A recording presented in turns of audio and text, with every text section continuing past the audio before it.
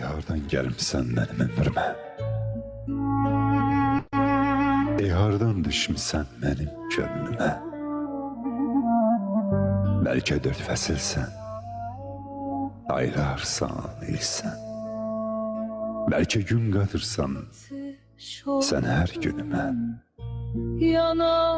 Gündüzlər qovurdu gecələrimi, yuxumu da pozurdu öz ahəngini.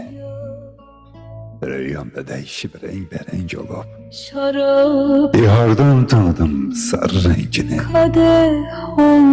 Hardan gəlmsən, ara gedirsən, sən mənim sevdiyim qadın deyilsən. Bir dayan, elə bil tanıdım səni, hər gecə gördüyüm yuxu kimisən. Sən misən sevdiyim sarı saç qadın?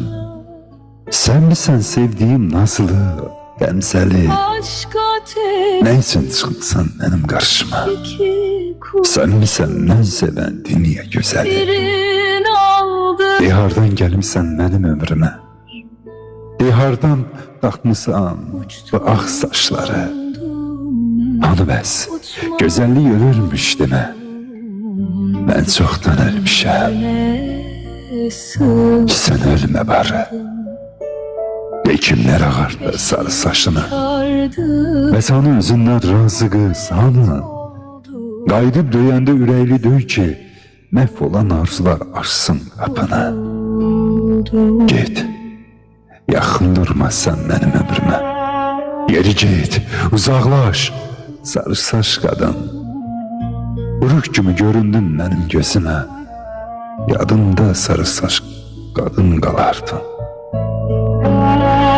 Kimin olmuşsan, özgənin yadın, sən mənim olmadın sarı saç qadın. Sənə səslənim necə çağırım? Unuttum, yadımdan çıxıb qadın. Unuttum, yadımdan çıxıb qadın.